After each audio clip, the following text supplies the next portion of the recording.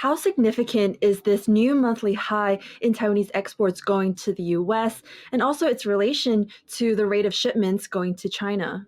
Yeah, well, the latest trade figures really validate the bullish expectations that we have for the Taiwanese economy. We're expecting real GDP growth to exceed 4% this year, and a lot of that reflects what's happening in the trade picture. And really, Taiwan's incredibly competitive positioning in global value chains when it comes to chip making.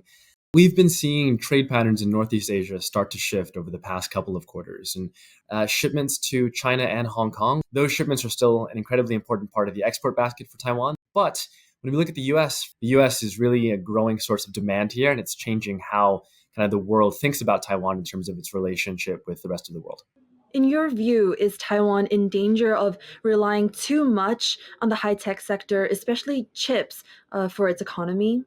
That's one of the big risks that we would kind of attach as a caveat for this very positive story for growth. It's never a great thing to just be beholden to one industry. And as bright as the optics look like for technology, I mean, anytime there's going to be any disruptions to that or demand's not going to perform as well as people anticipated, there'll be consequences.